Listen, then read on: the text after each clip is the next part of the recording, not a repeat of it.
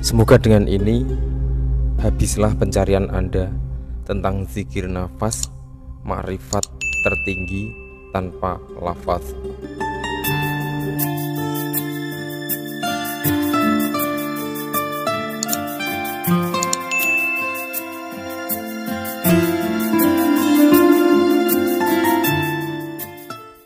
Assalamualaikum warahmatullahi wabarakatuh.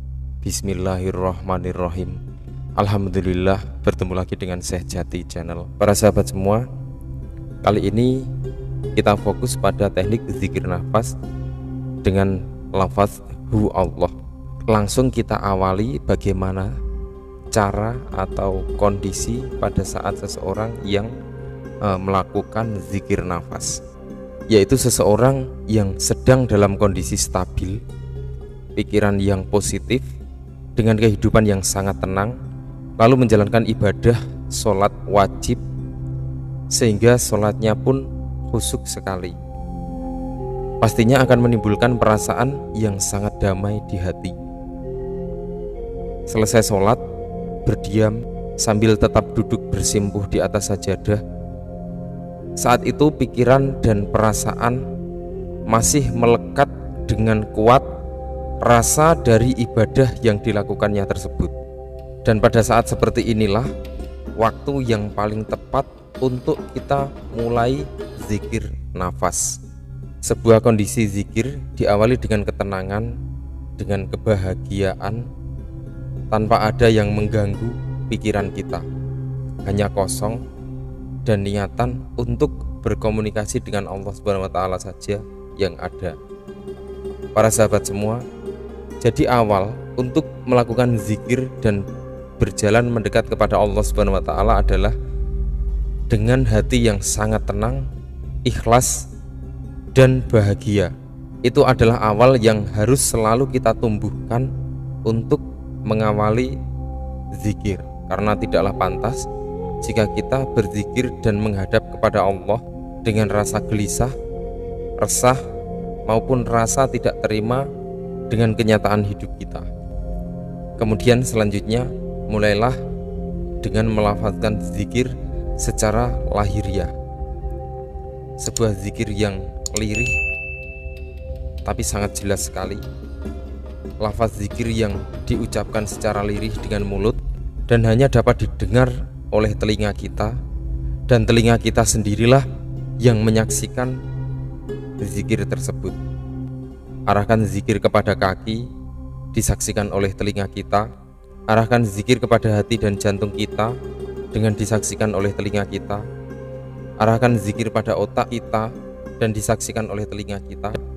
Arahkan zikir pada seluruh tubuh kita, disaksikan oleh telinga kita.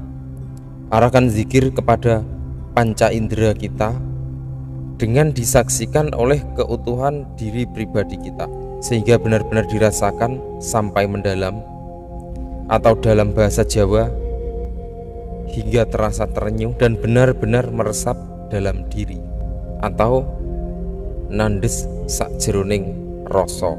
Sedangkan untuk cara melafazkan zikir, saya kira sama seperti yang sudah banyak diajarkan.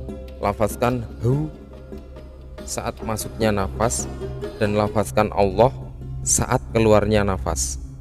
Ini bisa dilakukan kurang lebih 15 atau sampai dengan 30 menit. Mungkin kita sudah pernah melakukan hal-hal seperti ini, akan tetapi tidak merasakan banyak perubahan seperti apa yang kita bayangkan atau kita inginkan. Maka untuk peningkatan pencapaian selanjutnya, tingkatkanlah pemahaman Anda tentang nafas. Para sahabat semua, pada kesempatan kali ini kita berusaha untuk membuat pembahasan sedikit tentang eksistensi ruh di dalam nafas, dari nafas kita sehari-hari. Di dalam satu kali bernafas, apalagi nafas yang sudah diatur dengan teknik-teknik tertentu, maka bisa ada 4 fase pembagian dalam bernafas, yakni tarik nafas, tahan nafas, telan nafas, dan keluarkan nafas. Bagi para ahli ilmu, ada juga yang menyebutnya dengan nafas, tanafas, anfas, dan nufus. Dan mulailah zikir nafas dengan meniatkan kepada Allah yang satu, yang artinya mensifatkan sifat Allah. Yang pertama adalah pada saat menarik nafas atau nafas, maka renungilah bahwa di dalam nafas tersebut terdapat eksistensi ruh Allah yang masuk ke dalam diri sebagai sumber maha hidupnya Allah yang menghidupi lahir dan batin manusia. Nafas adalah tali hidup berkedudukan di mulut. Yang kedua adalah pada saat menahan nafas atau tanafas, saat berdiamnya ruh di dalam nafas yang mampu memberikan sinyal-sinyal tentang rahasia diri sejati yang Allah beritahukan kepada hakikat diri atau diri sejati, hingga kita mampu memahami segala kesempurnaan hidup yang ada sebelum kejadian yang ada dan terwujud. Tanafas merupakan tali hati berkedudukan di telinga, berwujud oksigen yang masuk ke dalam tubuh. Kemudian yang ketiga adalah telan nafas atau an-nafas. Adalah keluarnya nafas sebagai penyempurna hidup yang mampu melaksanakan titah di dalam tanafas atau anfas.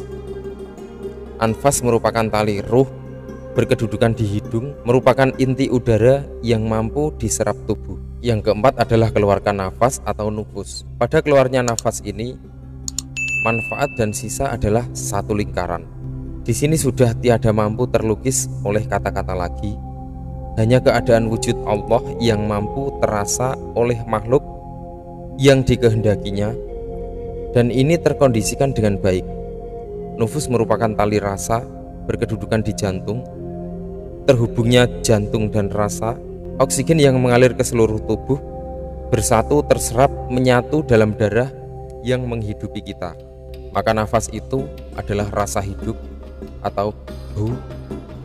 Tanafas itu pengendali atau daya hidup. Anfas dapat dirasa dan berdaya keluar, dan nufus itu adalah hakikat kembali.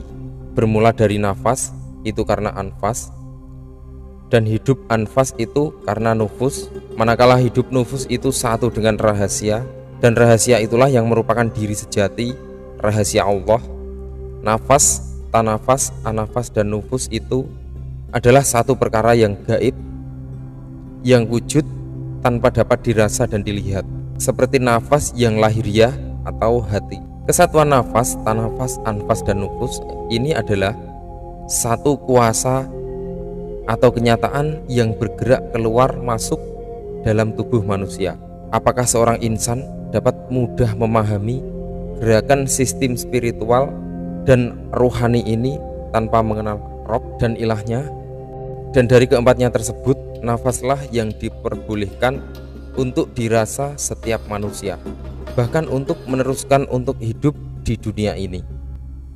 Hakikat nafas adalah sifat hidup Allah, kedirian diri sejati dari Allah itu sendiri, atau zat yang maha hidup, sifat yang tidak serupa-rupa dengan sifat yang lain, karena ini adalah hidup Allah berjalan pada hakikat rasa di kedalaman rasa itu sendiri. Hal ini mungkin tidak lagi bisa diajarkan kepada yang baru belajar sholat atau belajar zikir. Akan tetapi setidaknya dengan ini kita mampu memahami sehingga lebih yakin dalam melakukan zikir nafas.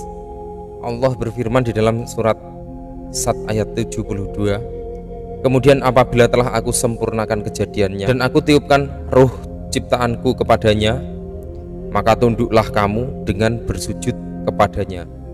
Para sahabat semua, pada kata aku tiupkan ruhku tersebut, maka semua pemahaman manusia adalah segala sesuatu yang berhubungan dengan nafas. Nafas adalah unsur lahiriah dari anasir udara. Semua yang hidup itu selalu membutuhkan oksigen, seperti manusia melalui saat keluar masuknya nafas. Hakikat nafas adalah hakikat hidup, sifat hidup yang berasal dari segala sumber atau sesuatu pandangan yang memandang dirinya sendiri hingga terasa lenyap tanpa bekas, seolah-olah tidak ada, dan yang ada adalah Nur Muhammad dan berkumpulnya Nurullah dari penjabaran udara. Disinilah kondisi dari falsafah suwung, atau isi adalah kosong dan kosong adalah isi. Dan disitulah sebenarnya, yaitu manusia yang batin, bersifat batin, atau lebih dikenal sebagai diri sebenarnya diri, yang bertaraf nyawa atau nafs atau hidup, nyawa atau nafas, adalah bagian daripada diri rohani manusia. Fungsinya adalah untuk menghidupkan diri jasmani atau diri lahiriah. Coba rasakan di dalam tubuh ini, ada yang turun, ada yang naik, ada yang masuk, ada yang keluar, dan di situ salah satunya adalah nafas. Jika mencari yang ada atau wujud yang hidup melalui sesuatu yang tidak ada atau gaib adalah sia-sia belaka. Sebab yang tidak ada, yang gaib, yang mati tidak akan mampu menzahirkan yang ada atau yang hidup. Sebaliknya, yang ada itulah yang mampu mewujudkan segala sesuatu. Zat yang gaib itu selamanya tidak akan ada kenyataan, akan tetapi ada penzahiran dari sifat-sifatnya. Dialah yang zahir dan yang batin, yang awal dan yang akhir. Itulah aku. Semoga dengan ini habislah pencarian Anda tentang zikir nafas, makrifat tertinggi tanpa lafaz. Semoga bermanfaat. Wallahu a'lam bishawab. Wassalamualaikum warahmatullahi wabarakatuh.